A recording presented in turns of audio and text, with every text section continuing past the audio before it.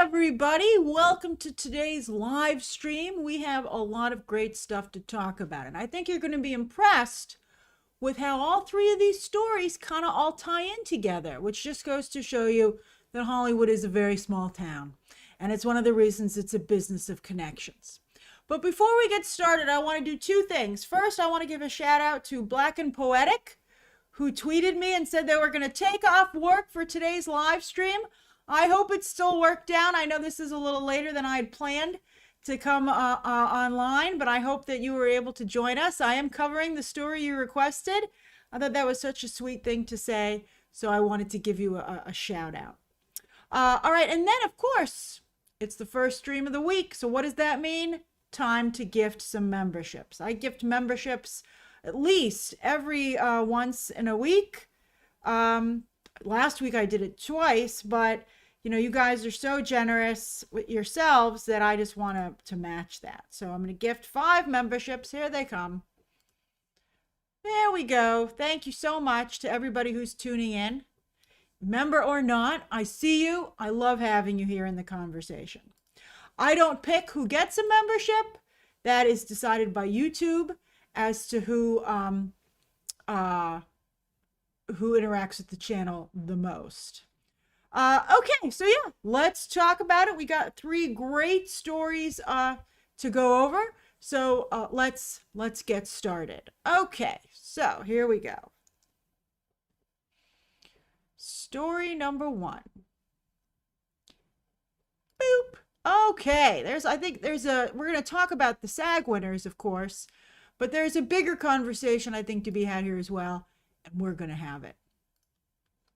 All right, so the SAG Actor Awards were on Sunday night this week, and I must say they did a tremendous job.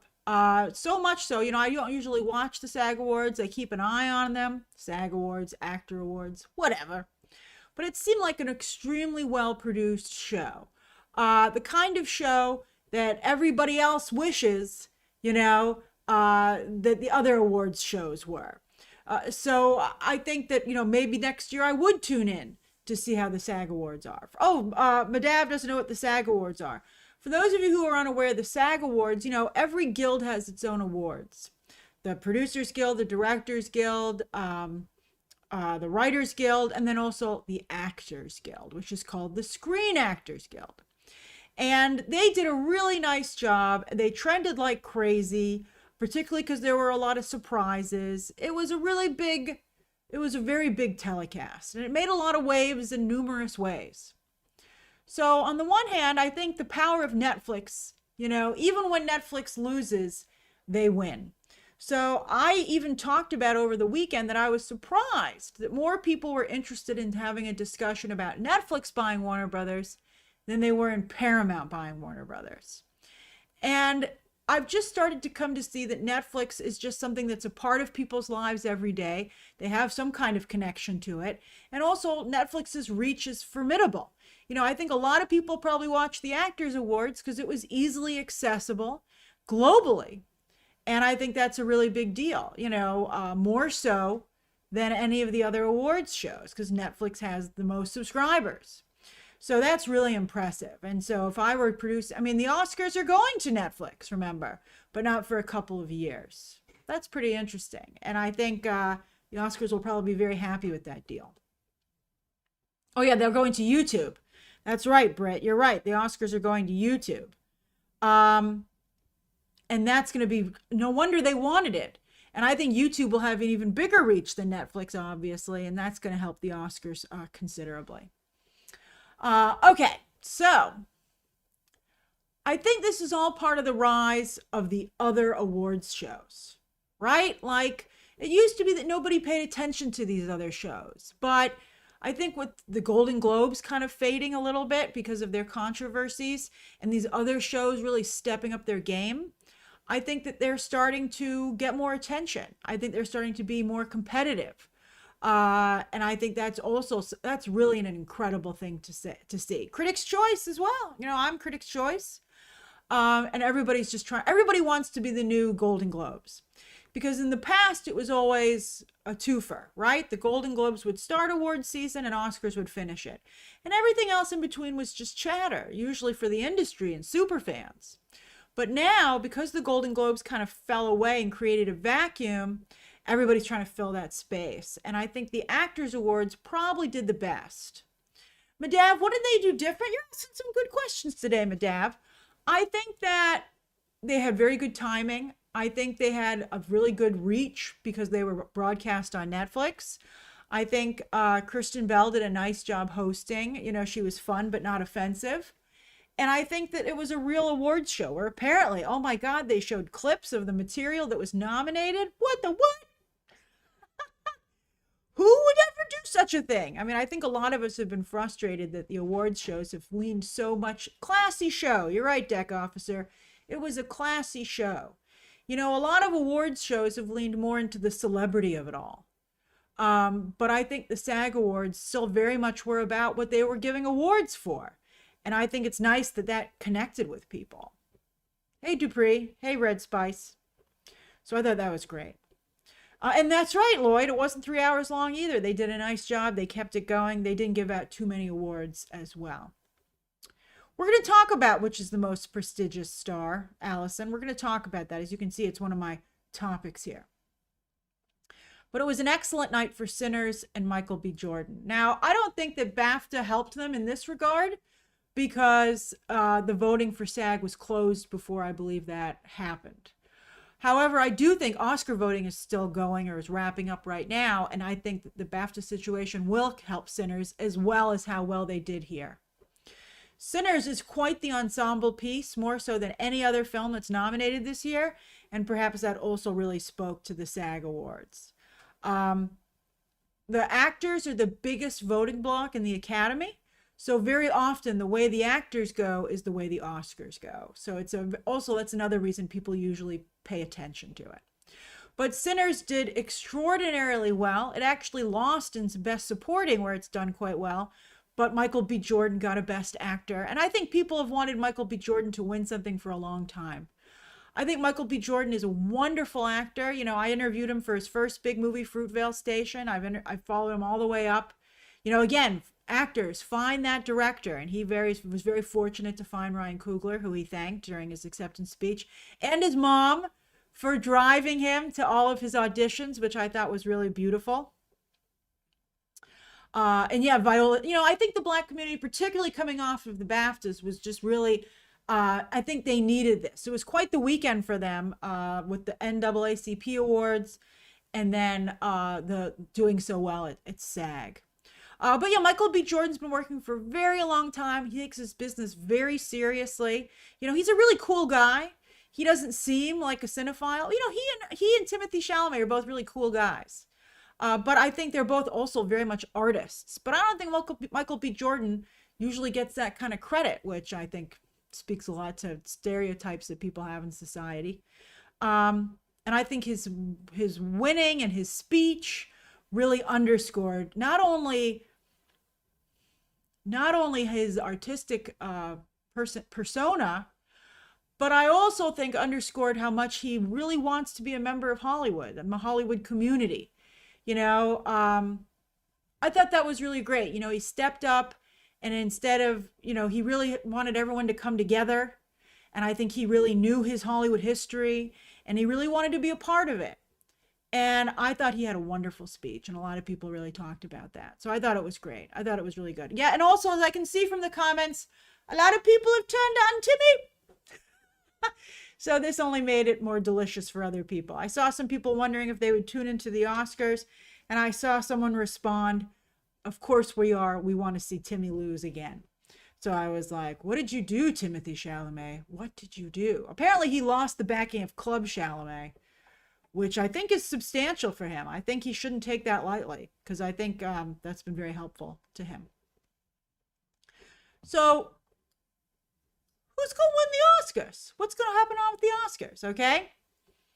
I think Timmy's cool, Allison. I agree. Timmy knows his stuff. Timmy's really cool. Timmy knows his sports. Timmy's talking about playing card games at Midtown Comics. I used to go to Midtown Comics.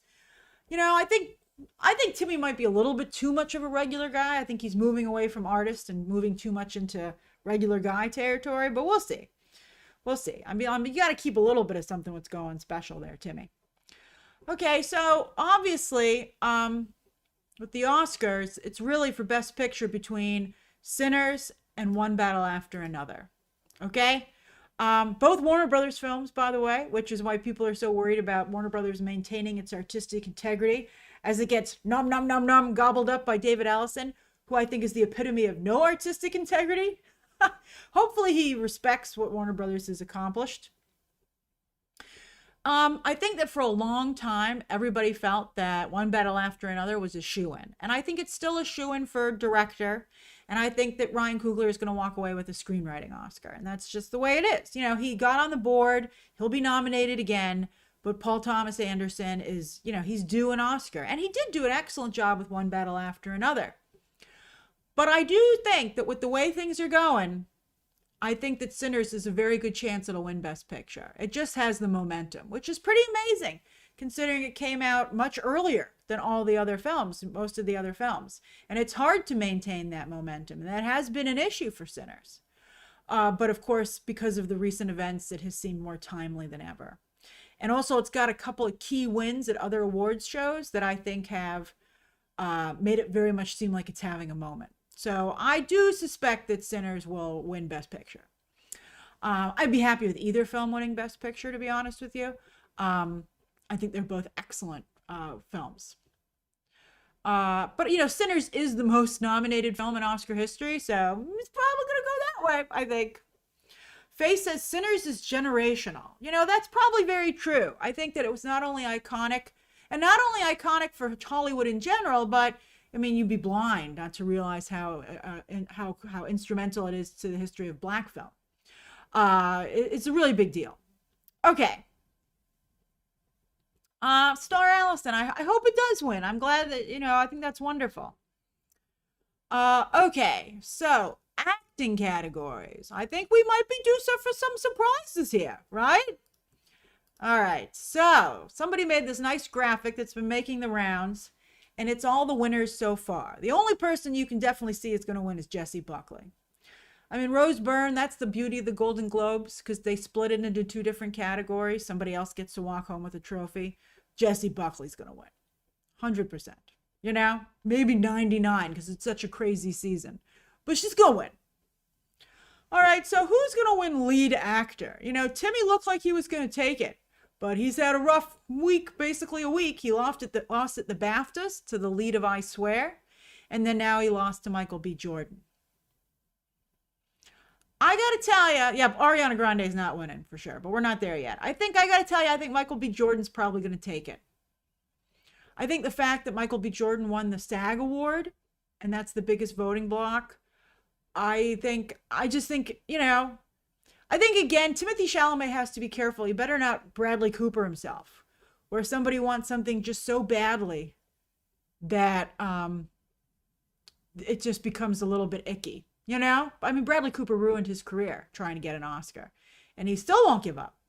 But, yeah, I think, you know, maybe Timothée Chalamet might win. Although, I mean, like, he won SAG, and he didn't win last year. Remember, he won SAG and made that speech, and everybody was like, oh.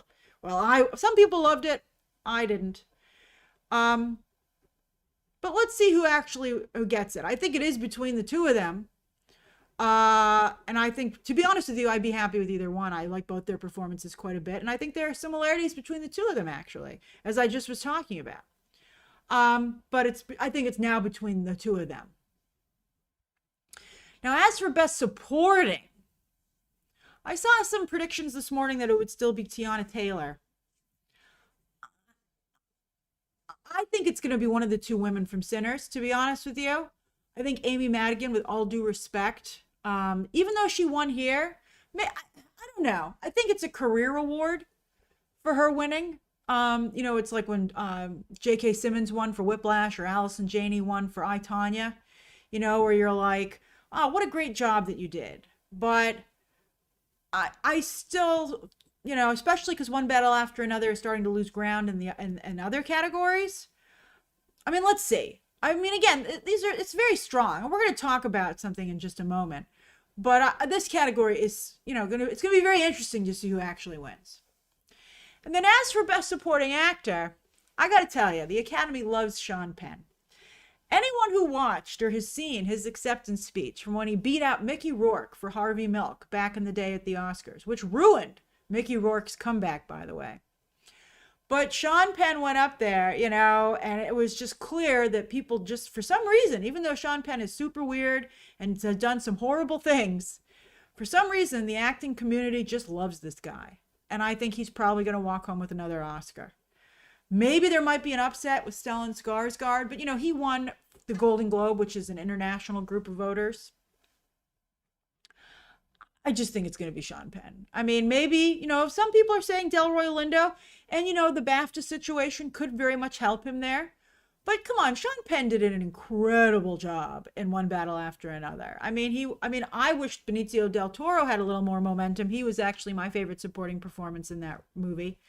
But to capture the absurdity of RFK Jr., I think is really kind of amazing that he was able to actually do that. So let's see who takes it. It'll be very interesting. Okay, now it is fun that there's actually surprises. It's kind of weird, it's never been this way. Usually the Oscars are almost, occasionally there's a surprise, like when Sean Penn beat out Mickey Rourke, right?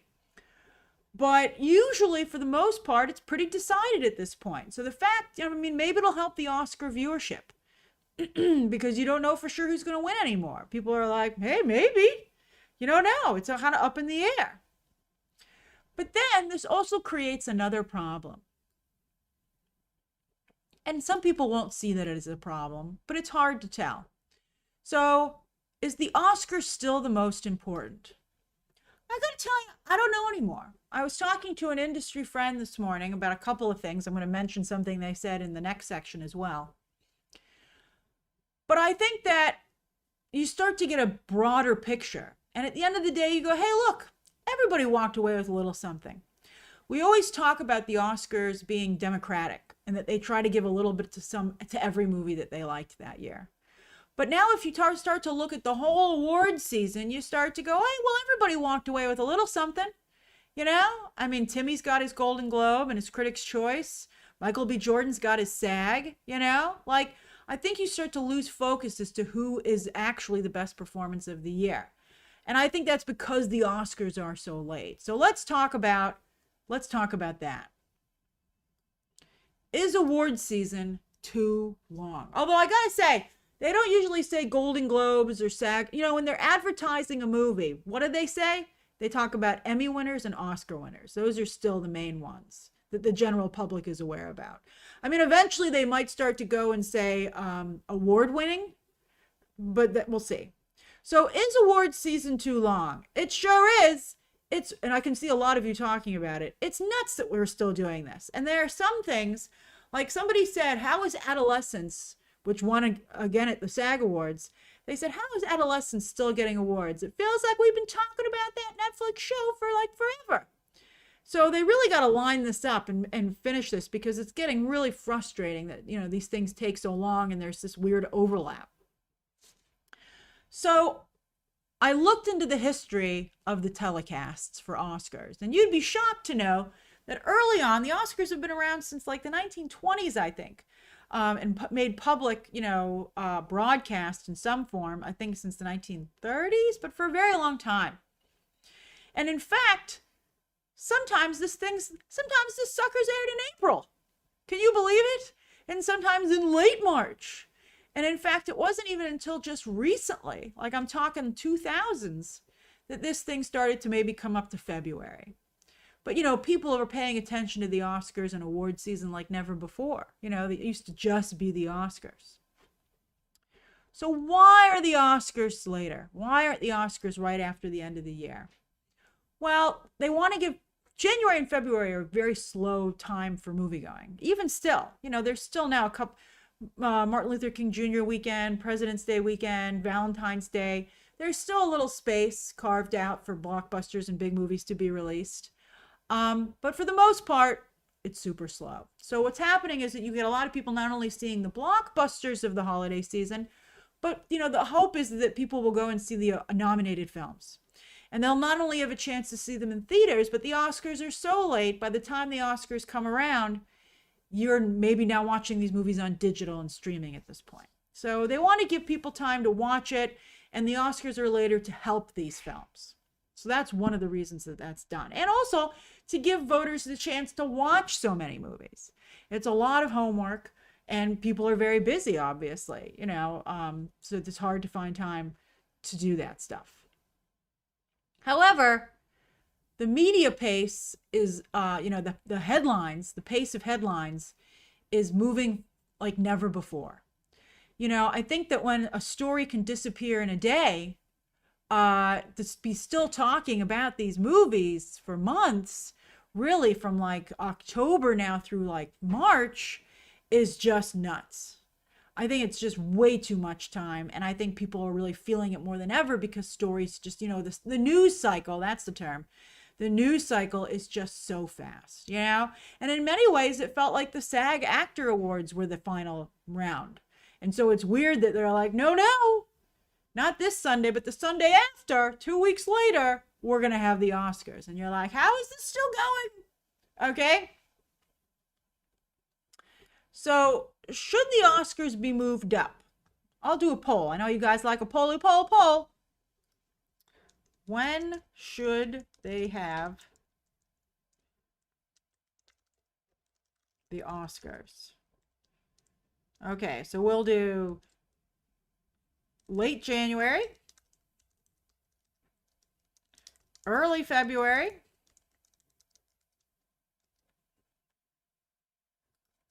late February, and then we'll do keep in late March, keep in early March. By the way, anyone who's watching can vote in a poll. You don't have to be a member to vote in the poll. Anyone who's watching can click and vote on the poll. So you don't care, Maria? Well, you gotta choose one. I personally think that I would put it in. I'd like it to be in early. I guess maybe the weekend after the Super Bowl. Oh, that's what Ben just said. It would be funny, like the sports kids and the theater kids, everybody getting attention. I'd even think maybe it should be late January, right before the Super Bowl. I just think award season needs to be significantly shortened. It should be like a month, you want to watch these movies as they come out, man, I just think it's too much time. And also, I think it's a defensive move for the Oscars because they're starting to really have a problem where these other awards shows are overshadowing or at least matching them in terms of importance. So I think that they got to get back in here and reclaim how important they are. So Ryan says that's not a season. Well, I think it depends, if you're including when the films start to come out. People start campaigning for Oscars in September when the award season starts with like the Toronto Festival and Venice and stuff like that. So September is like when people start to really begin this conversation. So to me, that's award season. If you think of just the shows themselves as award season, I don't know about Cannes, Britt. I think that Cannes has lost a lot of its luster. But yeah, I just think to me, so that's basically September through January. That's a lot of time. But I guess you could say January and February, and it's 2 months, but I don't know. I think and all the awards shows start to feel the same, in my opinion. How many speeches can you make? How many dresses can you wear? I just feel like it's too much. VT Psycho says they need enough time to nominate and vote, though. Well, the Golden Globes gets it done. The Golden Globes is the first weekend of January. They're able to get it all done. They're able to nominate and vote.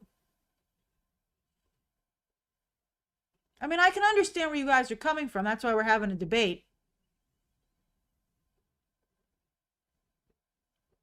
But Stephen makes a good point. Would Sinners have had a narrative comeback if it had been shorter? No, it wouldn't have. Sinners benefited greatly from this structure.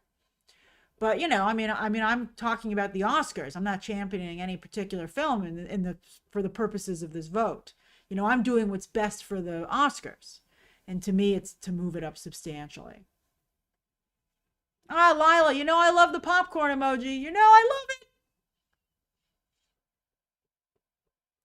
And Danny, the ratings have not been great. Let's see how the Oscars ratings are, though. The Oscar ratings might go up actually because now there's some question as to who might win. Look at Lila chuckle. And Doc, I appreciate those popcorn buckets as well. All right, let me close the poll and then we'll move on. I'll give the poll another moment. Does anybody have any questions or comments about the story before we move to story number 2? Zeke, I would agree. There are too many awards shows in general. The fact that these have all become very public instead of industry events is a bit much. Steven says, Amy reminds me of Demi Moore, who won Critics' Choice in SAG but lost the Oscar to Mikey, who is in much more nominated film. That's a good comparison. That's a great comparison. Let's see here. Dory says, what do you think about Seth Rogen hosting? I thought Seth Rogen did a lovely job with his accepting for Catherine O'Hara. I'm really a big Seth Rogen fan, although I know some people don't care for him.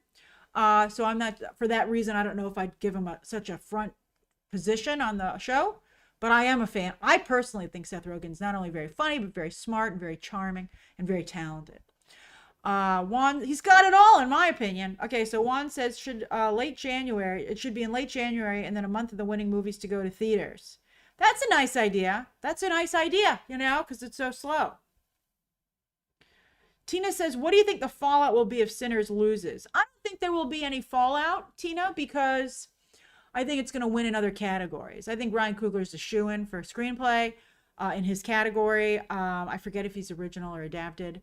I think that Michael B. Jordan has a very good chance at winning best actor, and I think it'll win in some other categories as well. It's pretty much guaranteed to win best casting, so it's going to walk away with a lot of Oscars. So I mean, I don't think there would be any fallout. If it was shut out, I think that would be an issue, as it was pretty much at the Golden Globes.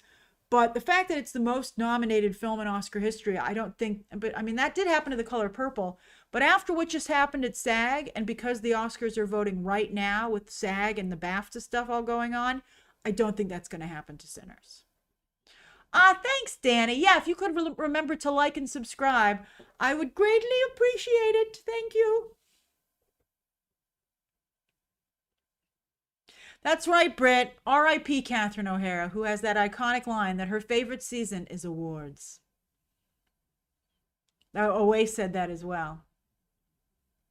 Stasis says, I think the Oscars tries to be the last show to be the big main event. It does, but it needs to stop being so polite and making so much room for everybody else. That's definitely been their strategy, but I think that it's now being taken advantage of.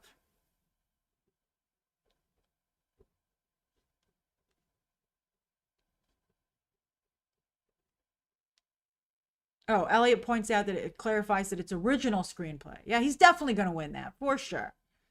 F. Val says, I said this after the Globes. Nora went empty-handed and went on to dominate the Oscars. Sinner. Oh, that's right. Well, you were very right. You really predicted it. You were correct. All right, so let's get on to the next story. Okay, let me close the poll. Sometimes I forget to close the poll. Okay, hold on. All right, so 32% of you would like to see it in late February, whereas 29% would like to see it in early February, whereas 26% want late January, like myself. But only 13% want to keep it where it is, and I think that's very telling. Dane, I think Kristen Bell, she's fine. I don't think she's the caliber to host the Oscars. But maybe as a joint host, she could maybe do it. I like Kristen Bell. I don't love Kristen Bell, but I like Kristen Bell. All right. She is a very talented singer, though. I was impressed with her range. Okay. I think she's a perfect person to host the acting awards because she has a lot of qualities that actors have. Good and bad.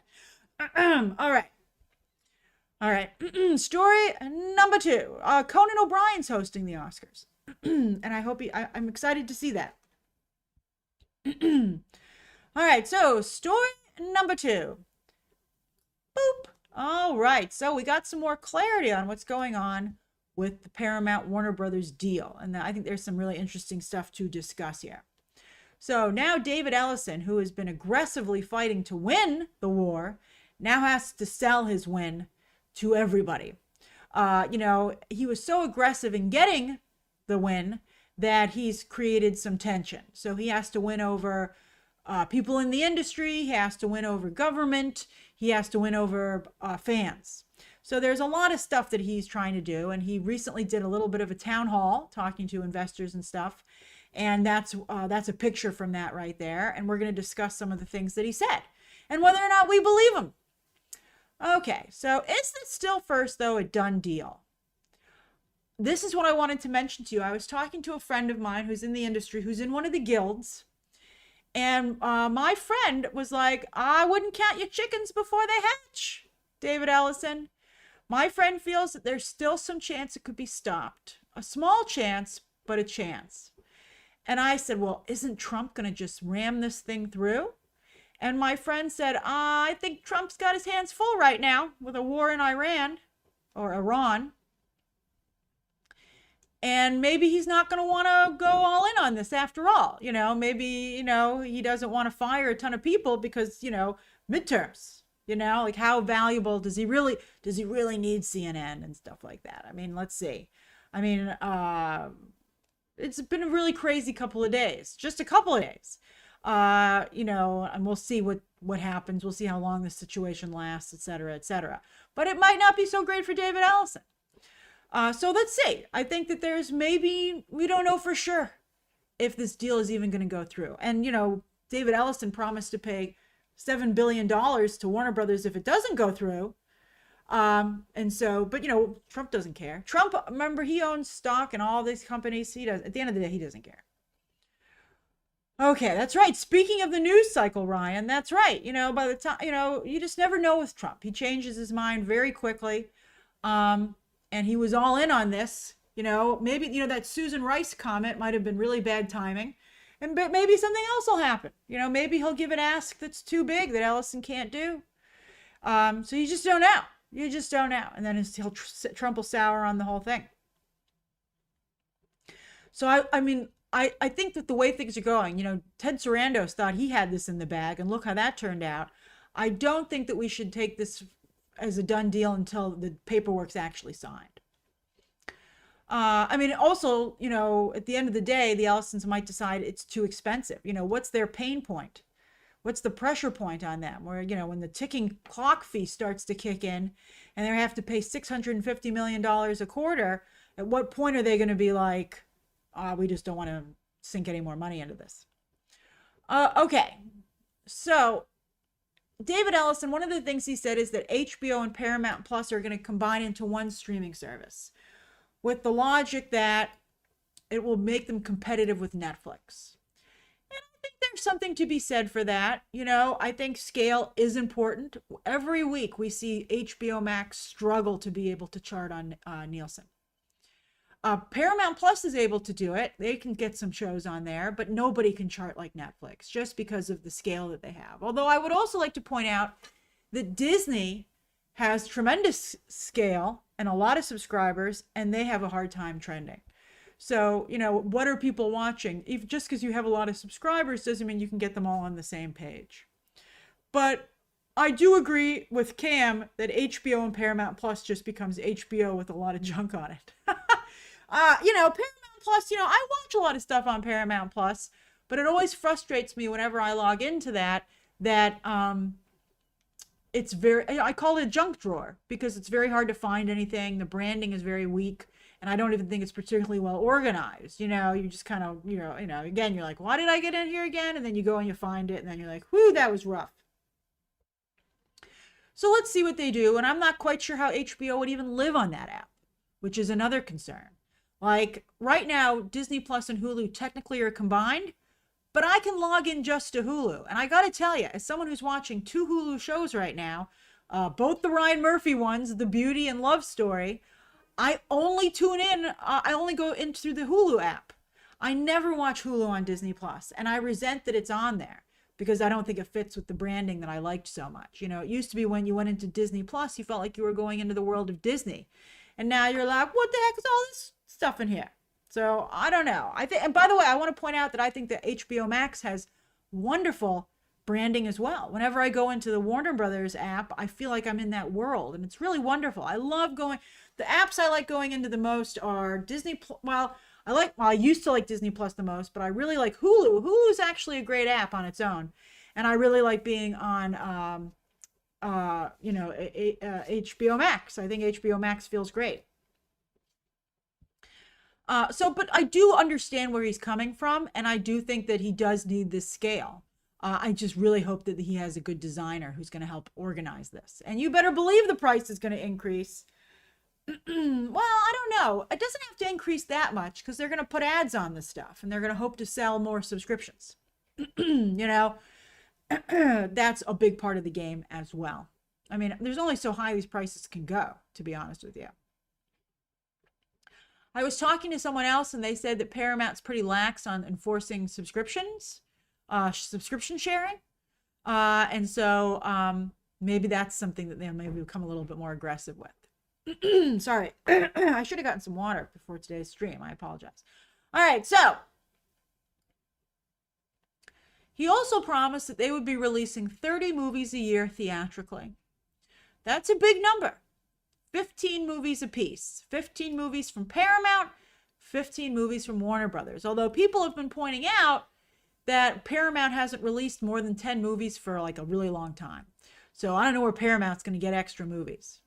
And I would agree with Tracy that this is very unlikely. I think that he's definitely going to combine HBO and Paramount Plus, but I think it's almost impossible to release 30 movies a year.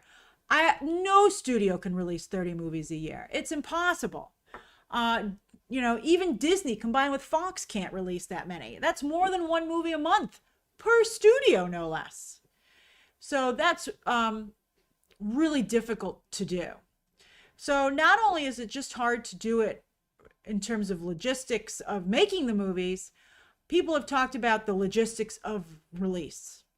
There's a dance to advertising a movie. And so how are you going to advertise these movies? And how are you going, will he keep two different publicity departments?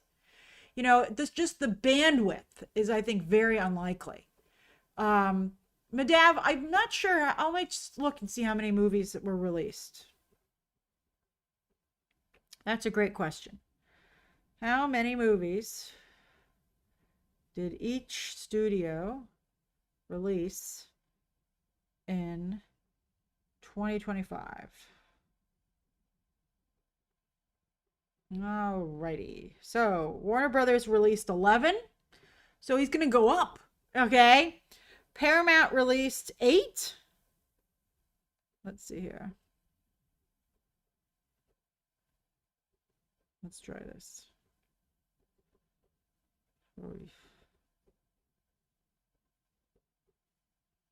It's hard to get the exact numbers on this because, a lot of people count films from the studios that played in the year before. So it's hard to know for sure. But yeah, nobody is able to release 30. Even 15 is a tall order. It's very difficult, very, very difficult. And so as many of you had an immediate gut reaction of this is just impossible. And so I don't know why he's making promises that he can't keep. I think, I don't think that would have the opposite effect that he would think. Then he also promised a 45-day theatrical window, which, that's what a lot of studios have now. That's what Universal has, and they stick to it really, really with a lot of discipline. And then also, and Warner Brothers has kind of taken this for some of the projects. Let me see what Superman's theatrical window was, because I think it was longer than 45 days.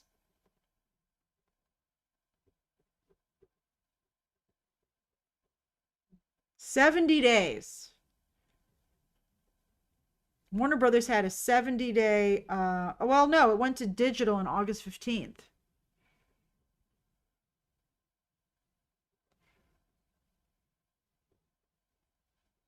See, everybody's all over the place on this stuff.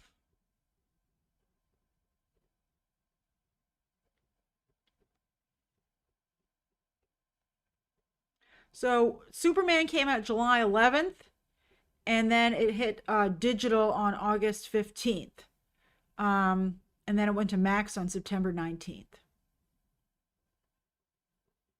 Yeah, that's 35. You're right, that's a 35-day window. So that's even shorter. But of course, remember that Superman did not do as well theatrically as we would have liked. So let's talk about the good and the bad. The good is that it's a guaranteed 45 days. That's good, right? I mean, we don't want these things to be rushed to streaming. And that's certainly better than we expected from Netflix, which has a much shorter theatrical window, although they had promised to do 45 days as well for Warner Brothers movies. So, I mean, I think, at least he's promising a lot of movies with 45-day windows, which has become the industry standard.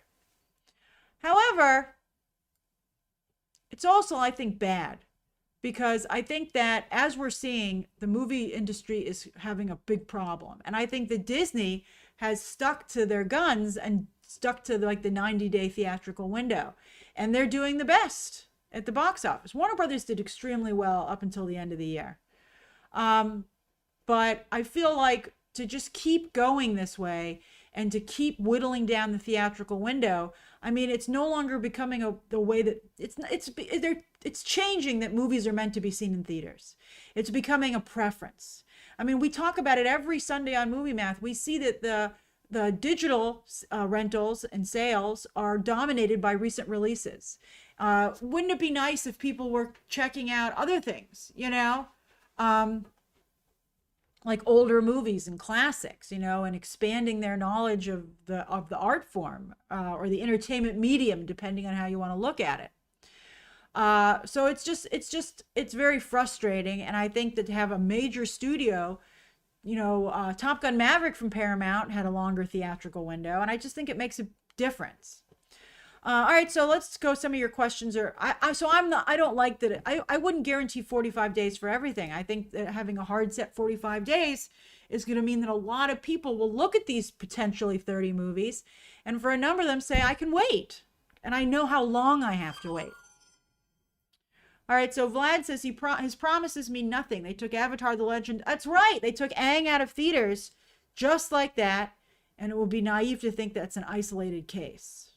That's an excellent point, Vlad.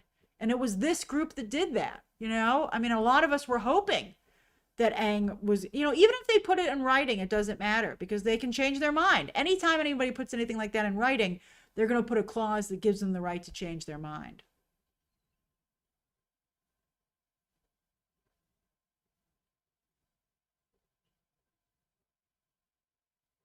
Oh, thanks. I'm glad you guys like my Back to the Future ringtone.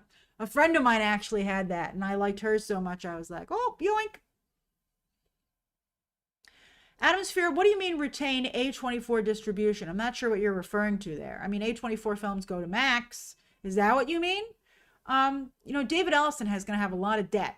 So if A24 is willing to give money, I think he certainly will go along with it. Although I wonder if it's still beneficial to A24 to get lumped in before they were on HBO Max. They were next to HBO. And I think A24 and HBO are that's a good synergy of brands. But does A24 feel it has a synergy with Warner Brothers Paramount? That to me seems less, if I were A24, I'd look into starting my own streaming service. How expensive could it be? Jay says, is there a chance they could change the theatrical window? Yeah, I mean, we're talking about changing whatever they want. That's conceivable. But 45 days means that would be the norm. And there would be situations that were above and below.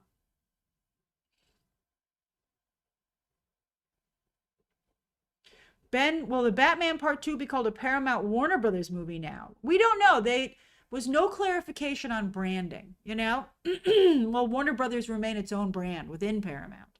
There was no discussion of that.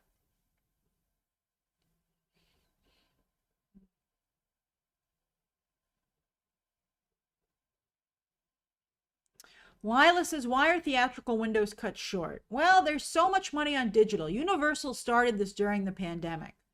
And they were making so much money doing it that everybody else was like, And I think that, there's an energy about a movie coming out so quickly on digital. And you can charge a lot more for it. I mean, they've raised the price of a sale and even the rentals when they drop these movies so early. And I think that that's one of the reasons they did it. But, it's like Jeff Goldblum says, They were so preoccupied with whether or not they could, they didn't think to whether or not they should. And I think when you look at it, there's a real concern that they're hurting the movie theater, the movie business overall. J. Jonah Jameson says maybe he will cheat and re-release classic movies. Oh, re-releases. Oh, I don't know. Maybe someone should ask him to clarify that. Not like a real, that's very you, J. Jonah Jameson, that you would think of how to get around that promise. I like that you're in character so much. Oh, Degaitai, Jeff Goldblum, that's a famous line from Jurassic Park, the first movie.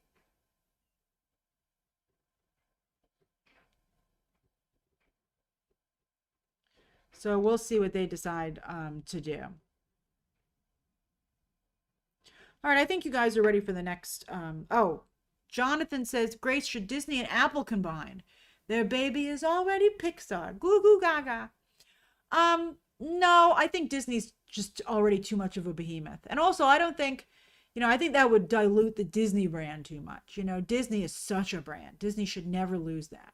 And I think that Apple is so minimalist. Although if you go to the new Disney headquarters, in New York at least, it feels very much like an Apple building. But, I don't think that they're a good partnership.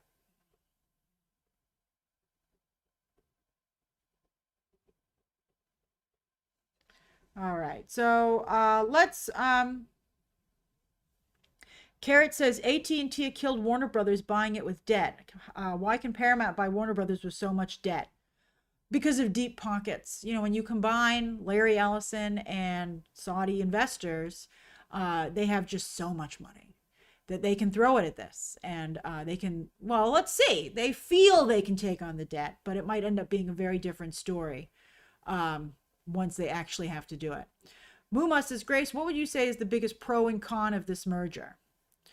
I think, well, there's very little pros, to be honest with you. I think the biggest pro is that it keeps theatrical and streaming separate, and it doesn't allow tech to totally take over Hollywood.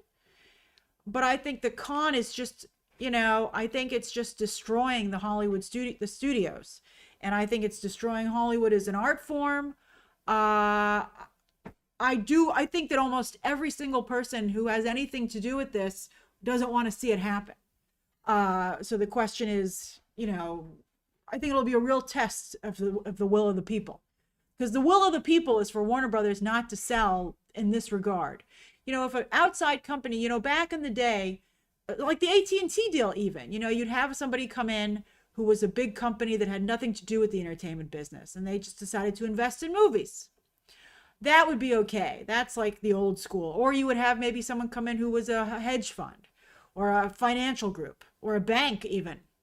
And they have tons of money. They have tons of cash. I mean, you should see the building that JP Morgan just built in New York City. They could afford Warner Brothers. And that's what Warner Brothers itself has so much debt that it needs to probably be purchased. But that's what I think people would prefer.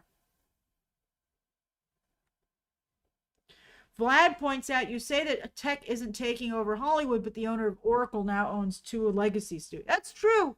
Larry Ellison's getting a big pass because nobody understands what Oracle does.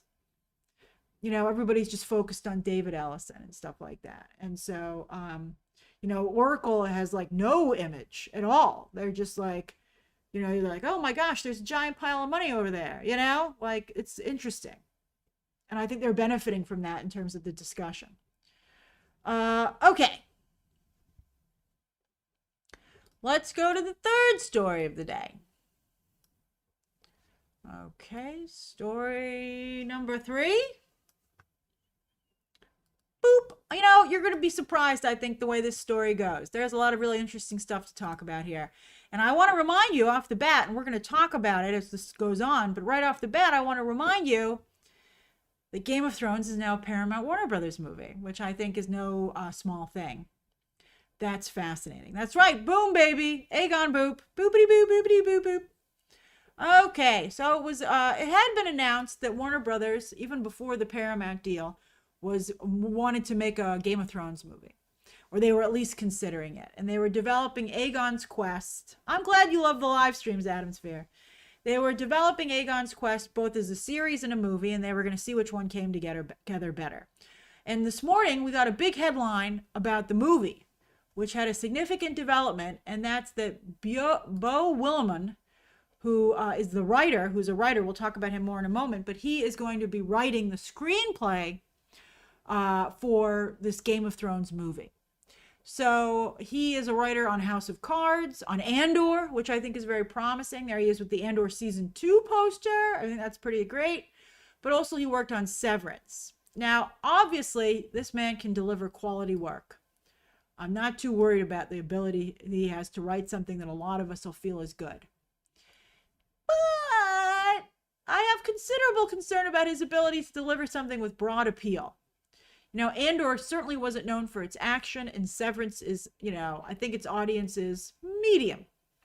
So I get a little nervous about whether or not he can deliver something that has, the action that's necessary. I'm sure his commentary and dialogue will be top notch, but I'm a little nervous about his ability to, I hope they get a good director in there who could maybe balance him out, right? So it's Aegon's Conquest.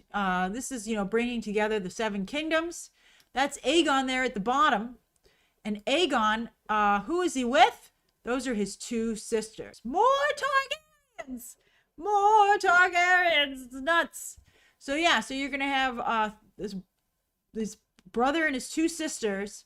Are they his sister wives?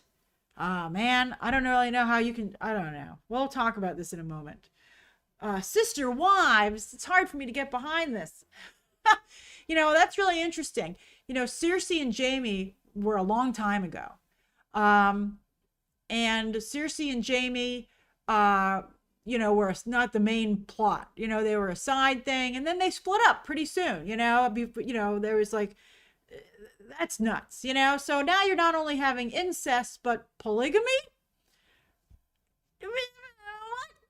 I think I don't really know how you can do this and have anybody be like rooting for it. So I think that's a real problem, and I like Game of Thrones, by the way. I watch all the Game of Thrones content. I have a great time with it. We really enjoy it. But, this is a tough one. I don't know about that. Okay. Now, there are lots of dragons, right? They're like, don't look. I mean, it's just crazy. I would ask, I don't know how George R. Martin would feel and his fans would feel about that. I'd be like, can't they just be his sisters? Do they have to also be his sister wives, maybe? Or maybe they're just his wives and not his sisters? Maybe they're his cousins and not his sisters? Maybe. I don't know. Dragons. Dragons. Okay. Even the dragons are like, ew, don't get on me. They're like, we don't want any part of this. So there's going to be lots of dragons. They're all dragon riders. So that's good for a movie. And then, like, I got to tell you, I really like Game of Thrones. But when I think about trying to sell this to people who don't watch Game of Thrones, like, how am I supposed to defend this, man? Like, why do you have to put me in that position? Okay. So Henry Cavill's not going to be in this movie. I'm sorry. Let's see. Maybe, unless Highlander's a huge hit, which I don't know if that's going to happen. But I don't see Henry Cavill. I think his opportunity has passed. I think it's going to be somebody else. We'll see. I guarantee you that almost everybody here who's in this live stream would be like able to get around this. Because we love Game of Thrones so much. We're like, well, begrudgingly, let's just enjoy all the dragons, right? But, it's hard to, for a movie, you got to sell it to the people who don't watch House of the Dragon. Look at A Night of the Seven Kingdoms. That thing couldn't even trend on Nielsen. So that's where it becomes complicated. Hey, X-Men superfan, how do you sell that to, a bigger group, right? And also, HBO gets away with a lot of stuff because it's HBO. That was a fun kind of a bit, which had a lot of truth to it. It's funny because it was true. I think people will have a different criteria for what they are willing to have movies get away with. Especially because it's not even historical. It's not like you're like, what do you want from me? They did it in real life. It's like, You just made that up, man, and that's not cool, right? Okay. Although I guess people watch those reality shows and stuff. I don't know. I don't know what's happening to society, man.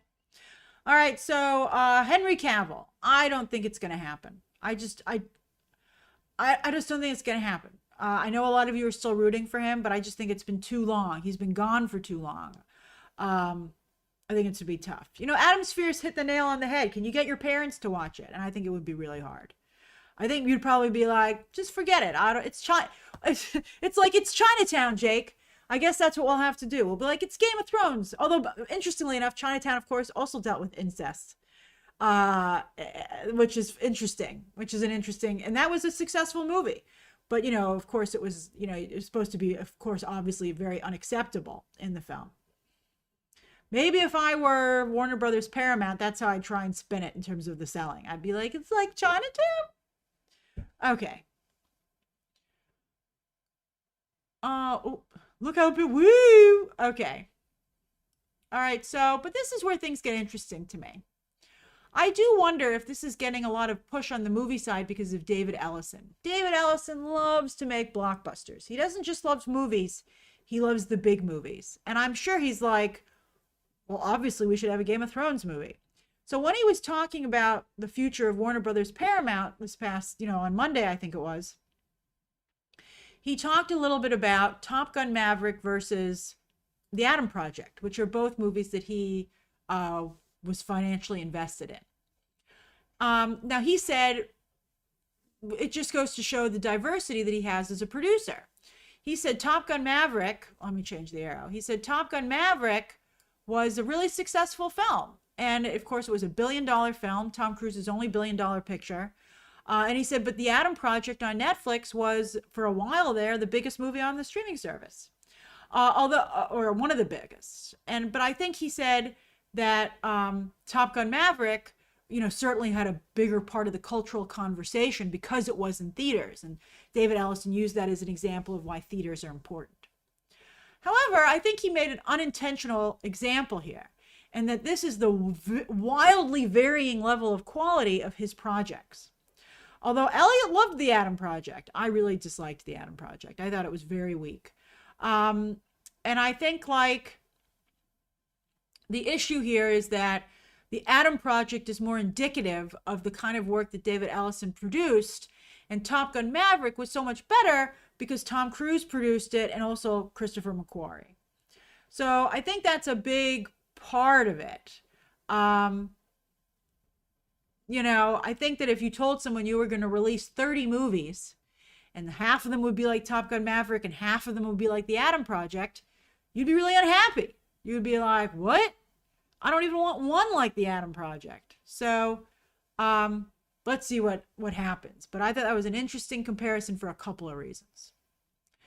Then what also is interesting to me is the very quickly growing conservative fan base for Game of Thrones, particularly with A Night of the Seven Kingdoms. I think everybody loved A Night of the Seven Kingdoms. A Night of the Seven Kingdoms, to me, to some degree, is like Top Gun Maverick, in that it appeals to everybody. But although it doesn't have the viewership level of A Night of the Seven Kingdoms. Of Top Gun Maverick. A Night of the Seven Kingdoms has a smaller viewership. But I do think it's been bizarre to see conservative channels so embrace A Night of the Seven Kingdoms when the people who make it could not be more quote unquote woke. They're clearly extremely liberal. The two actors the leads are incredibly liberal. I think the showrunner obviously he seems like a pretty liberal guy. And I think a lot of the commentary is very liberal. If you think that A Night of the Seven Kingdoms is a conservative show, I think that you're only enjoying it at the surface level, which is fine. And I do think that A Night of the Seven Kingdoms gives a lot of love to guys. But I think it gives them a lot of credit, and I think, rightly so, but it's just weird. It's been a very weird space, to see that. But it makes me wonder what a Game of Thrones movie would look like once it goes under the Paramount Ellison regime, right? Like what will they dictate? When they make a call to the pit, and that was even before that, and say, could you balance out the ice episode? What's going to happen here? And, I don't like that why does everything have to be a cultural war? Like, I'm getting really tired of it. Can't we just enjoy things together? Like, I'm seeing a lot of people pit House of the Dragon against the Knight of the Seven Kingdoms, not because so much that George R.R. Martin said one was his friend and one wasn't, but because, there are very LGBTQ elements to House of the Dragon. Although there are to A Knight of the Seven Kingdoms. I mean, how do you miss the massive flirtation between Lionel Baratheon and Sir Dunk? And Sir Dunk is cool with it. I mean, it's incredible to me, to not see that. But yeah, so I don't like that it's like, we can't have anything nice. Everything eventually has to get pulled into that space. But yeah, I'm like, can't we just like both? Can't we enjoy both? I like both. I enjoyed A Knight of the Seven Kingdoms, and now I'm excited for House of the Dragon season 3. You didn't see any flirtation between them, Historian? You might not have seen it. I don't think that Dunk was flirting with him, but I think that Dunk was, cool with the vibe that was being laid down. But if you don't see the flirtation on Baratheon's part, that Baratheon is very much testing and seeing if Dunk is interested in him, you might be very surprised in some situations going forward.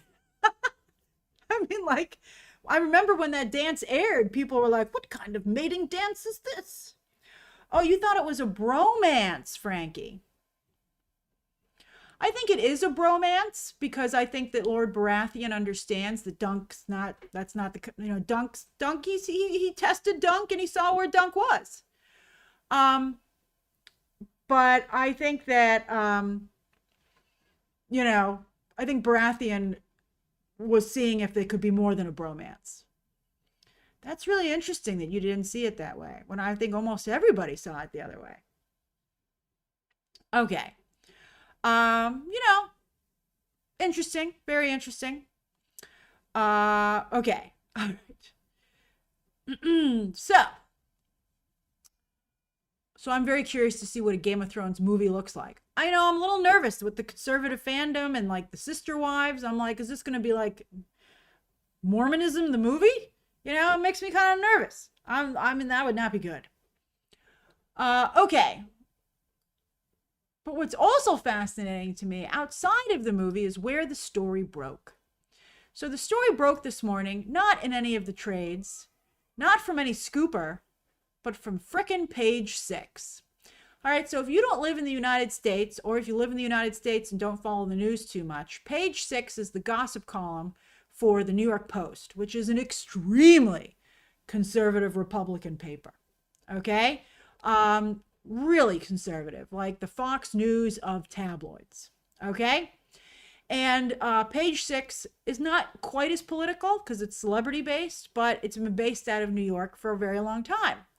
And they just recently decided to start a Hollywood branch out in California. And I also believe even an LA version of the New York Post. I think, just like the Republicans are trying to go after the entertainment business and social media and tech, they're also like trying to go after California. And to be fair, there's actually a decent number of Republicans living in California. It's, just like people are like, can we swing Texas? I think Republicans are wondering if there's a world where they could swing California. Like Orange County, there are a couple of pockets of real conservatives in California. And the New York Post has decided to try to capitalize on that. All right. So they started this Page 6 out of Hollywood. They hired a couple of people from some of the from some of the other trades, And so that's the Hollywood branch. And they're the one who broke this story.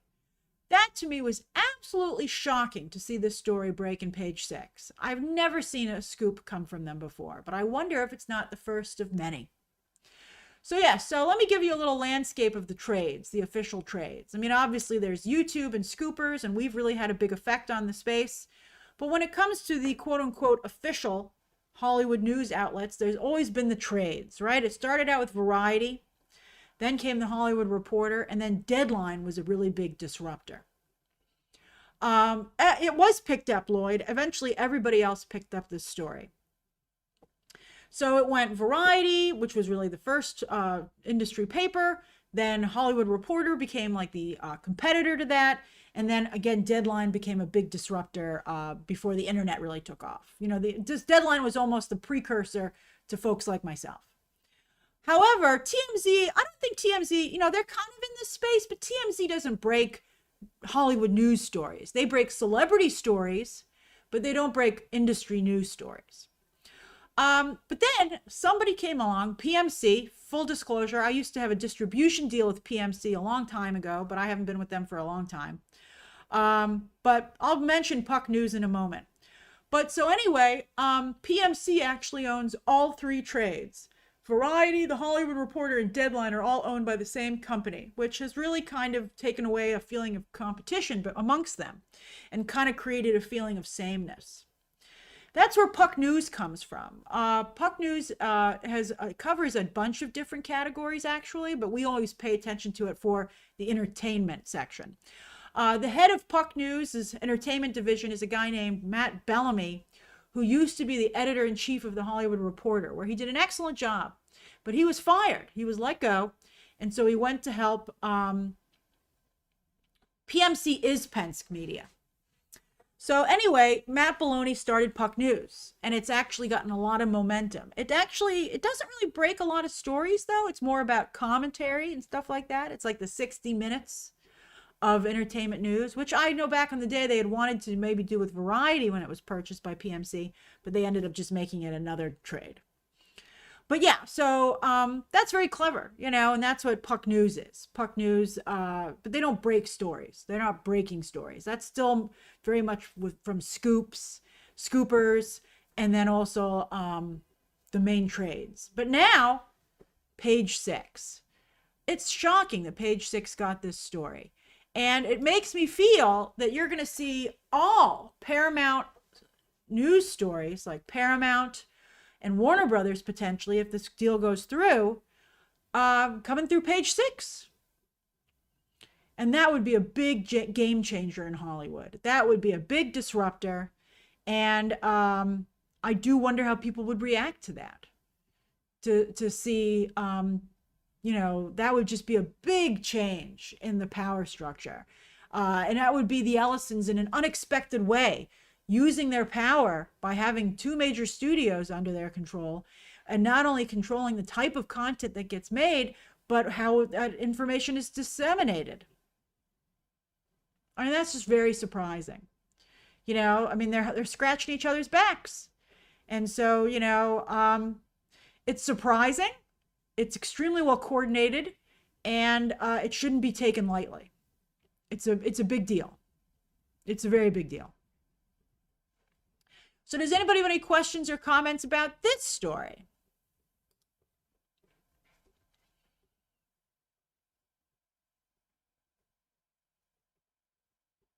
Oh, is it reliable, Rodney? Page Six is a pretty reliable source. They've actually been moving into TMZ space as well. Page Six is coming after everybody. Entertainment Weekly used to be a big deal, but they haven't been relevant for a long time. But yes, Page Six has also been moving into the TMZ space, so much so that, for instance, I think they really started with the Nancy Guthrie story. With a lot of the Nancy Guthrie news, I saw TMZ having to say that Page Six reported it first. They're really cooking over at Page Six, the Hollywood version. But if you work there, you have to understand that you're essentially working for Fox News. You know, I would really love it. You know, I think nobody would have a problem with a moderate outlet. It's the fact that these outlets are so aggressive that it starts to create a problem. You know, I try to be moderate, although, of course, extremists on both sides do not agree. Adam's Furious, is it problematic that all the trades are owned by one parent company? It's not great. It's not great, Bob, to quote Mad Men. But that's the way that it is. Oasis, Tom Blythe is Aegon. No. I think after the only moderate reception for Hunger Games, I don't think he could get it. And Deck Officer, I would agree that People magazine, they're not breaking any Hollywood news stories, but People is also moving into the TMZ space. TMZ's under fire as well. It used to be that nobody had the connections to law enforcement that, what's his name, Harvey, the head of TMZ, had. But other news organizations must be cultivating those connections, because that's how TMZ was able to always beat people to the punch, because they would get the information directly from the first responders. He had friends, I think, in the police force and in the courts, and so that's how he was able to get that stuff. You're a moderate, J. Jonah Jameson? You just misunderstood.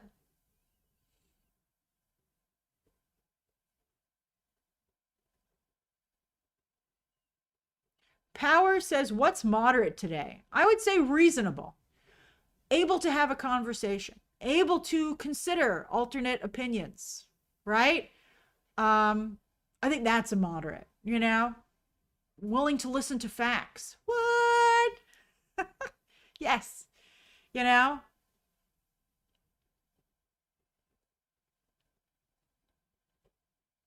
Ari says, do you think we could see future seasons of Game of Thrones on CBS? No, I think that network television is on its last legs. Network television probably won't be here in a decade. There's no reason for it to exist. It's only sticking around for people who are not very good at technology, who are like, how do I get Paramount Plus? You know, everybody has a parent or a grandparent like that. So that's, you know, I think that's why network TV is still around. X-Men Superfan says, do you think now we will get news on Batman and Wonder Woman in DC? No, you won't until, I mean, I don't know. You know, that's the question. Does David Ellison just push forward to make it look like, hey, I already own it, so you might as well make it official? I mean, let's see what he decides to do.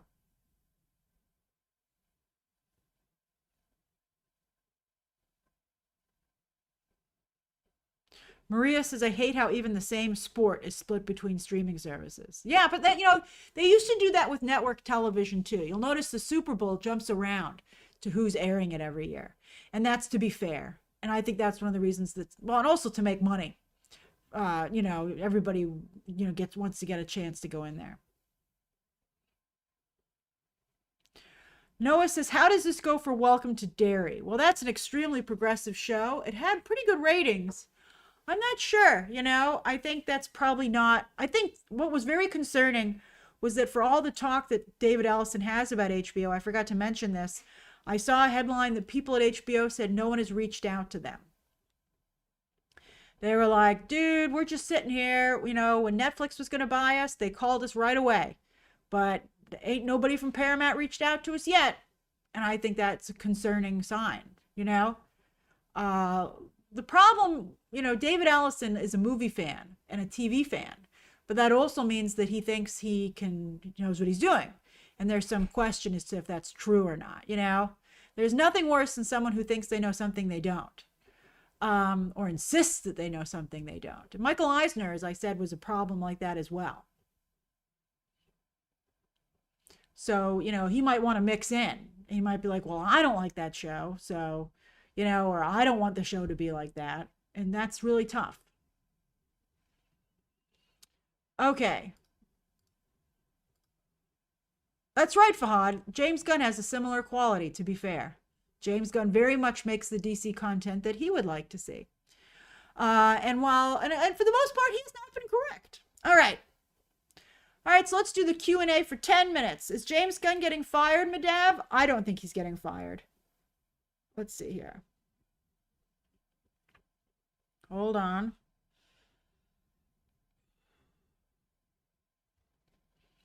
I told you the other day that I think he'll get somebody to look after him. I think they will assign it. I think Peter Safran will likely be replaced. It's too early to fan cast Aegon, Adam Sphere. We don't even know what the role entails, you know? And also, you know, again, the news cycle is so fast these days. Who knows for sure how it's going to work, you know? I think that's a big problem with it. Like, the news cycle is just moving at such a breakneck speed. You know, one actor is up right now, but who knows who's going to be who's in the sweet spot when they're getting ready to cast. Muma says, Grace, besides your parents, was there anyone else who inspired your lifelong passion for the entertainment business?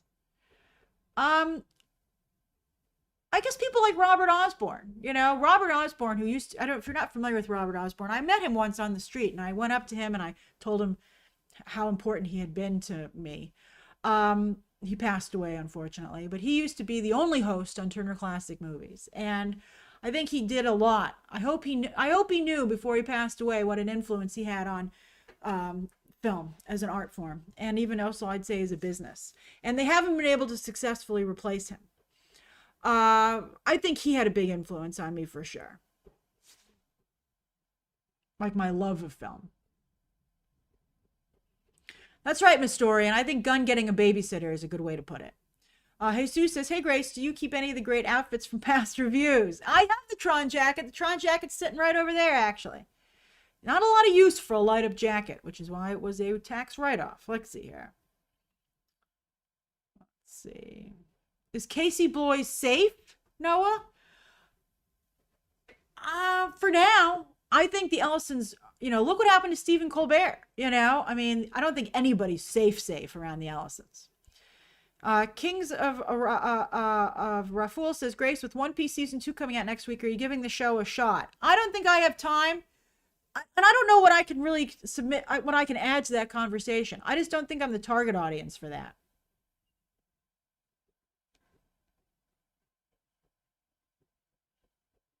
Let's see here. We did fan cast Mr. Freeze Adam's Fear, and all we did was make ourselves sad because it didn't happen and we're not getting it. Let's see here. Tracy says, Grace, what does PMC get from having 3 of the trades? I think they bought up the names because of the brands, the established brands, and they're going for quantity. PMC owns almost every major publication you can think of when it comes to anything that's close to entertainment. They own Rolling Stone. They own Gold Derby. They own the Robb Report, which, if you're not aware, is like a magazine for rich people, basically. If you go to the PMC website, you'll see they just own everything. And the reason they do that is for bulk sales of ads. So, they want to make money. And I think, they package ads together, I think, very effectively in that regard.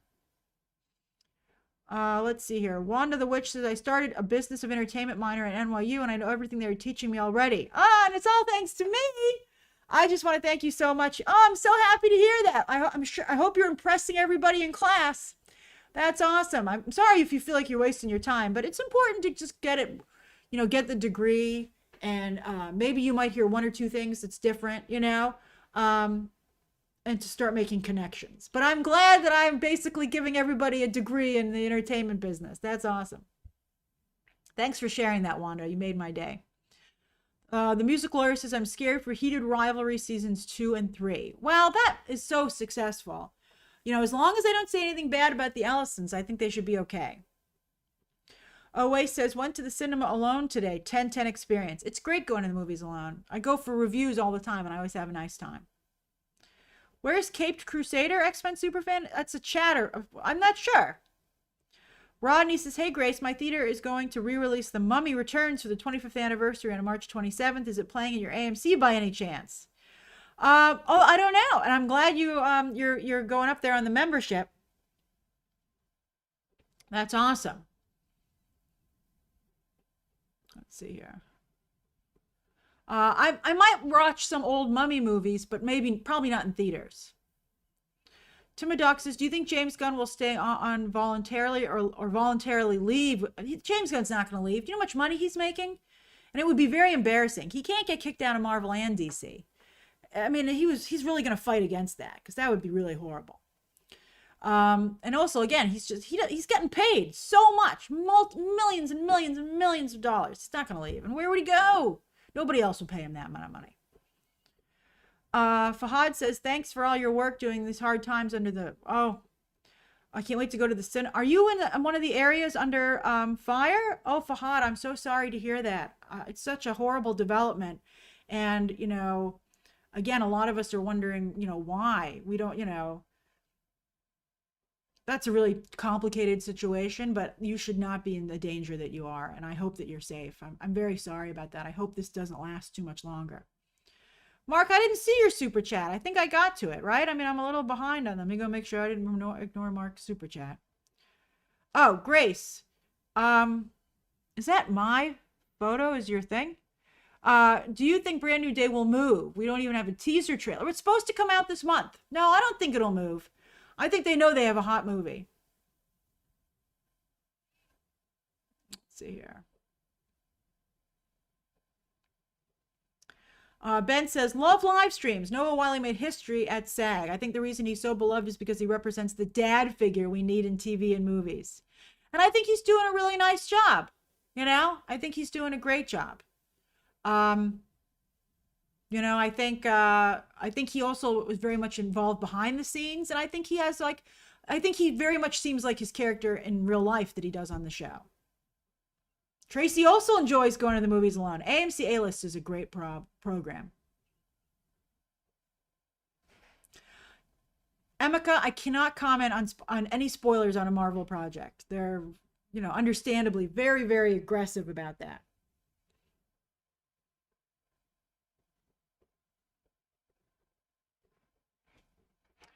Let's see here. Trash says, with David owning Warner Brothers, what would it mean for his sister Megan and if her studio, if any? I don't think she's going to get involved. That would be really bad because she ran her studio into the ground. Even her dad eventually cut her off in terms of financing because he was like, there's no return on the investment, Megan. So, I mean, maybe she'd be like, that's kind of my bag, HBO, Warner Brothers. But that would be a nightmare scenario. Maria says it will cover the whole thing, but you can put this. Oh, it won't cover the whole thing, but you can put this towards a popcorn bucket. Oh, that's so kind of you, Maria. Thank you so much. I like your ruby badge. Steven, I thought the Scary Movie 6 trailer was really funny. I'm excited about that movie. I'm very much looking forward to it. And I saw that it moved up a week. It read my mind, and thank you for those of you who remembered that I mentioned that. There's no reason for it to go opposite Disclosure Day, so I'm glad it moved up a weekend.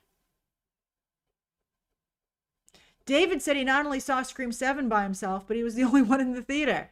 I love it. Private experience, and on X screen, no less. That's funny. Josh lives just 5 minutes from a theater. That's awesome. Adamsphere, I'm not sure when I'm seeing Project Hail Mary. I'll recheck my emails after this stream. Rodney, I had McDonald's yesterday, actually, and it was delicious. It was delicious. I had McDonald's, and I watched the animated movie David from Angel Studios. You know, I think they're a little controversial, but I thought that this was just a retelling of a Bible story, and I thought they did a wonderful job, and it was great as we're getting closer to Easter, and I actually highly recommend the film. I thought it was very well done. Although you can see why they stopped the story when they did, when you see what David did after he became the king of Israel. Oh, now it's going up against Masters of the Universe. That's really bad for Masters of the Universe. They should move Masters of the Universe.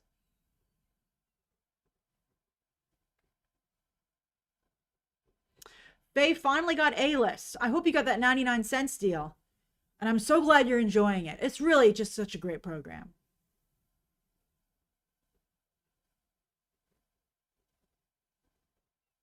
Oh, Mark, you changed your poster frame again. Angel Studios is a little bit, well, I guess controversial is the wrong word. I guess, you know, they seem very just for one type of audience, right?